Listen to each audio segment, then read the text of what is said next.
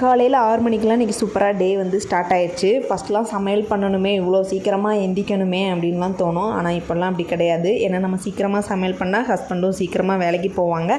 அன்றைக்கி டேவே கொஞ்சம் நல்லாயிருக்கும். நம்ம லேட்டாக எந்திக்கிறதுனால அவங்களுக்கும் கொஞ்சம் டிலே ஆகும். ஸோ நம்ம சீக்கிரமாக எந்திரிச்சிட்டோம்னா நமக்கும் பிரிஸ்காக இருக்கும், வேலைக்கு கிளம்புற அவங்களுக்கும் ரொம்பவே பிரிஸ்காக இருக்கும்.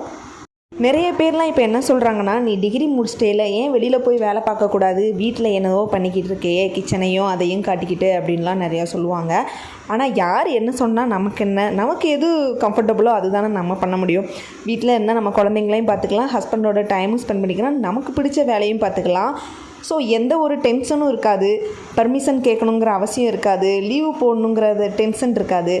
வீட்டிலேயே இருந்தோம்னா நமக்கு பிடிச்ச வேலையும் நம்மளே பண்ணிக்கிட்டு நமக்கு என்ன ஹாப்பியோ அதையும் நம்ம பார்த்துக்கலாம். ஸோ யார் என்ன சொன்னாங்களோ அதை எதுவுமே நம்ம கேட்கக்கூடாது. நமக்கு எது கம்ஃபர்டபுளோ அதை நம்ம செஞ்சுட்டு போயிட்டே இருக்கணும். நெக்ஸ்ட் விளாக்கில் பார்ப்போம்.